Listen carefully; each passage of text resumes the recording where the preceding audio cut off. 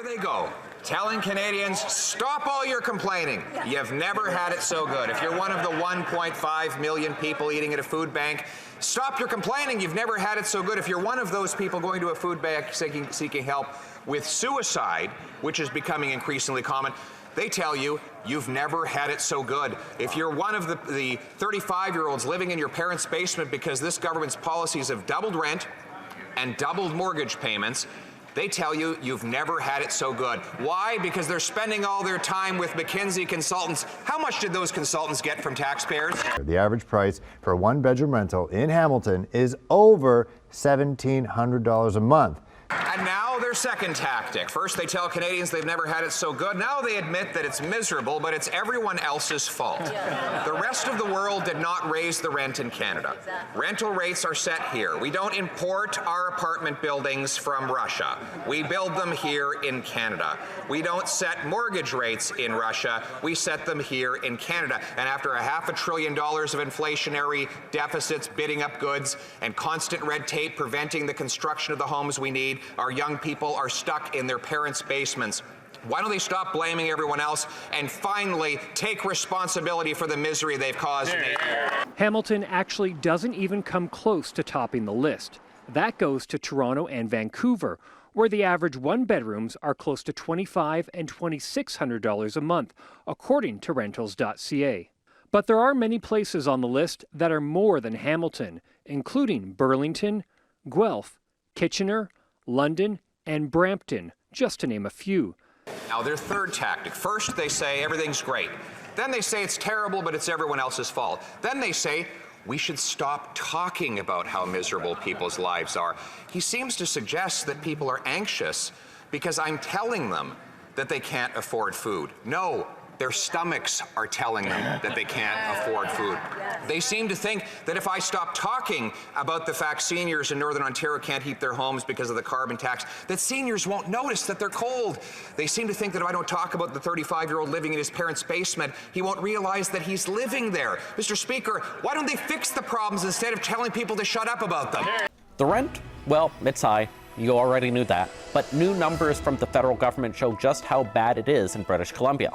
Of the 37 metro areas that the Canadian Mortgage and Housing Corporation track each year, Metro Vancouver is right at the top. But Victoria is number 3, and Kelowna is number 4.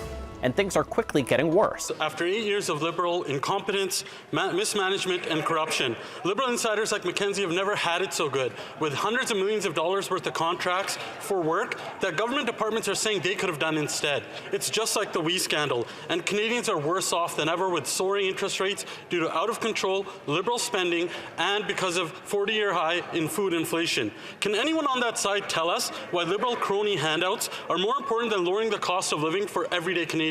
Ms. Landsman, I want to ask you, what is the #1 priority your party would like to see achieved in this sitting? I think the #1 priority for Conservatives is also the #1 priority for Canadians, and it's to get that cost of living down.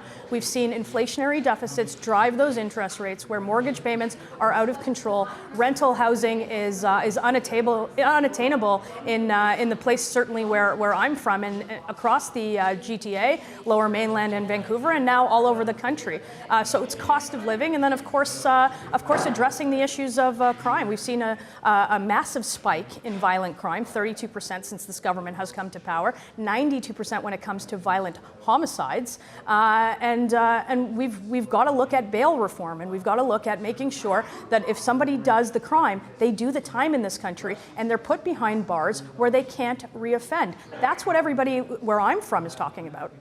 Years of Liberal mismanagement leaves a legacy of being the most expensive government with some of the worst outcomes in history. While Liberals help their cronies with millions in handouts, Canadians have never had it so bad. 1 in 5 Canadians are skipping meals, out of money, accessing charity services. And 2 former Liberal finance ministers agree with the Conservatives.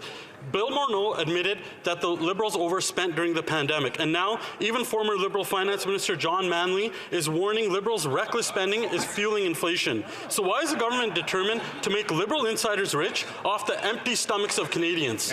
The average rent for a one-bedroom apartment in Toronto right now is $2,481. That's 20% higher than the year before. And we're not talking about big places. We're talking about around 500 square feet. So that likely means a small kitchen, small living room, small bedroom, not much space for almost $2,500. So is there a fix for this? And how did it even get so bad? After 8 years of this Prime Minister, Canadians have doled out $15 billion for consultants, and in return they get chaos at airports, growing immigration backlogs, and 40-year highs in inflation. Our constituents have skipped meals, they've visited food banks in record numbers, and they reel from Liberal inflation-driven interest rate hikes. They've spent Canadian tax dollars on giveaway to well-connected insiders, and they blame everyone else. But after 8 years, there's no one to point fingers at anymore. When will the Prime Minister stop the giveaways to his friends and start working for ordinary Canadians? And this isn't just a Toronto problem. Average rents across Canada are now more than $2,000 a month for the first time ever. In Vancouver, the average rent for a one bed is $2,633 a month. In Calgary, it's $1,710, and in Atlantic, Canada, that number is $1,716. They brag about the billions spent, but the call is coming from inside of the House. It's been 8 years, and this Prime Minister has doubled the national debt. The price of a house has doubled, and now he's going to triple the carbon tax for the millions of people struggling to pay their now $2,000 rent, their higher mortgage rates, millions using food banks. The Prime Minister has one message for you, and that's that you've never had it so good. It's true for his friends like McKinsey and we and the foodie media firm and their besties who do media training, but it's not true for anyone else. How do they let this happen? In fact, nearly 9% of food bank clients are seniors, up from under 7% in 2019. And the share of post-secondary students has grown to more than 7%. Well, Mr. Speaker, it is one more sleep until the Prime Minister's good friend Dominic Barton appears before the Government Operations Committee. The Prime Minister has called Dominic Barton an exceptional individual. Dominic Barton's company fueled the opioid crisis, advised Saudi autocrats on dissident crackdowns, and helped Chinese state-owned companies build militarized islands in the South China Sea. So yes, Dominic Barton certainly is exceptional. But why does the Prime Minister do so much for his ethically deficient friends and so little for struggling Canadians? We're in a bit of an uncharted territory. More people are turning to food banks than ever before in our history, and we can't be continuously called on to respond to an ever-growing level of need. Mr. Speaker, we continue to hear complete non-responses from this government. The Globe and Mail has reported that the federal government contracts accounted for 10% of McKinsey gross revenues. Now, I think McKinsey puts the gross into gross revenue. When Dominic Barton led McKinsey, they developed a plan to supercharge the opioid crisis that included rewarding pharmacists for overdose deaths. That is despicable. Why did the Prime Minister funnel over $100 million into this disgusting company? The Trudeau government is facing mounting questions about whether it's too cozy with the world's oldest consulting firm, McKinsey. Mr. Speaker, after 8 years of this Liberal government, inflation is at a 40-year high as a result of this government's inflationary spending. This government has handed over $100 million in contracts to McKinsey and Company, with one contract not sunsetting until the year 2100. While Canadians have never had it so bad, Liberal insiders and consultants have never had it so good. So why doesn't the Prime Minister and this government just come clean and tell us how much they promised Dominic Barton and McKinsey and Company? So why did they spend so much? Whose idea was this? And who's pulling the strings? Time and time again, we see Liberal cabinet ministers breaking ethics laws to help their friends and Liberal insiders. The Liberals will funnel money and lucrative contracts to them. They'll take illegal vacations. They'll even interfere in the criminal prosecution to help out their friends. And after 8 years under this Prime Minister, well, Canadians have never had it so bad. Liberal insiders, friends, and high-priced consultants have never had it so good. So when will they stop the corruption and start putting the needs of Canadians first? Public Services and Procurement Canada revealed the Liberals have awarded 23 contracts worth $100 million to McKinsey since 2015. 3 of those contracts were through a competitive process. The other 20 were single-sourced, meaning there was no competition. Well, throughout history and up until this point, governments were there for their people when they were facing hard times, but not these Liberals. They're there for insiders. The Prime Minister who helped his buddies get off criminal charges, the Prime Minister who took an illegal vacation, the Intergovernmental Affairs Minister who gave lucrative contracts to family members, and the Prime Minister's hand-picked finance minister who tried to give $500 million to we, and the trade minister who, of course, just gave tens of thousands of dollars to her bestie. Canadians are lined up at food banks. Liberal insiders are lined up to get rich. What's it going to take for one of these corrupt ministers to resign? The 2 contracts went to a public relations firm called Pomp and Circumstance, an agency that is co-founded and run by Amanda Alvaro, a friend of 20 years and one-time spokesperson for International Trade Minister Mary Ng. One contract was awarded in 2020 and another in 2019. Both were for media training, helping Minister Ng deal with reporters in scrums and in interviews. Both contracts were awarded without competition or public tender. They had a combined value of about $23,000. The Ethics Commissioner concluded a minister cannot play any role in the decision to award government contracts to friends or family.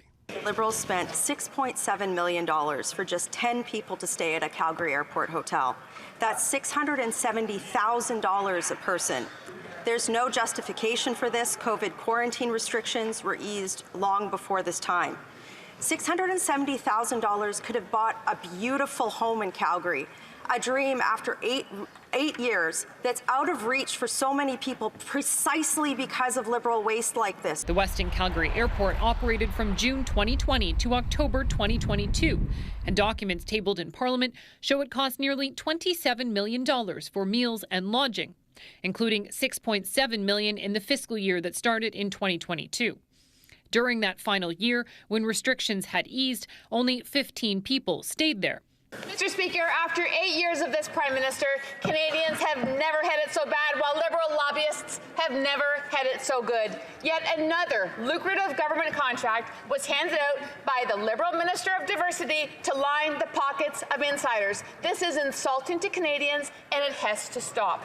Mr. Speaker, excuses do not pay the bills. How can this continue to happen without any consequence? Will the minister do the only honorable option he has left and pay the money back? These contracts were spent on things like digital modernization and other large transformation initiatives. It's not clear what value taxpayers are getting.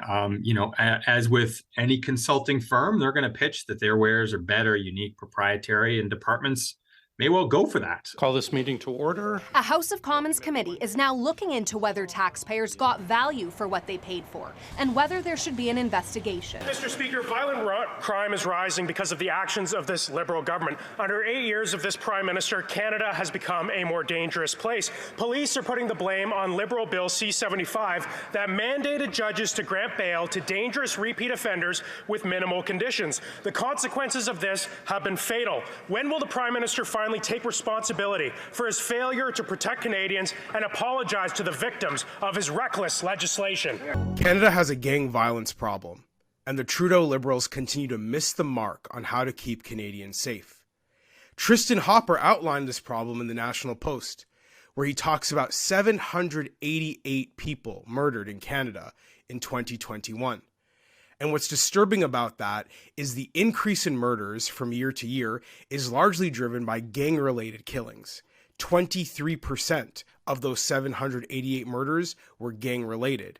Well, Mr. Speaker, that's not good enough. We have police officers dying on the front lines over every day in this country. Now, police are demanding that this Prime Minister take action to keep dangerous repeat offenders off our streets. But instead, he has decided to punish law-abiding firearms owners by taking away their hunting rifles. After 8 years of failure, this Prime Minister is desperate to distract Canadians with his divisive and flawed hunting gun ban. When will he stop attacking law-abiding firearms owners and start protecting Canadians from dangerous repeat offenders. The public safety minister says amendments to Ottawa's controversial gun control legislation are not intended to target law-abiding gun owners. But that's exactly what critics say the proposed changes to Bill C-21 are doing. The backlash has been swift from hunters, Indigenous groups, and opposition MPs, as well as some provinces. Mr. Julian's party is the party that brought forward the broken bail system supported by the Liberals that we currently have today. And there's no question that mental health is an issue. But when you see violent attack, random violent attack after violent attack in the city's largest urban center on a transit system that millions of people have used and more than 10,000 people work at, the question is not just mental health. It's about criminals and making sure that they're not reoffending, that we have them behind bars when they commit crimes so that people can feel safe in their city. The Prime Minister spent $6,000 for one hotel room per night in London, and then spent that evening singing up a storm and partying in that fancy hotel lobby. It was really an analogy for his whole government. A $500 billion party with other people's money, and Canadians got the hangover. 1.5 million visits in 1 month to the food bank. The fastest rising interest rates in 30 years. Fastest inflation in 4 decades. When will the government realize that Canadians are out of money and the party's over? Here.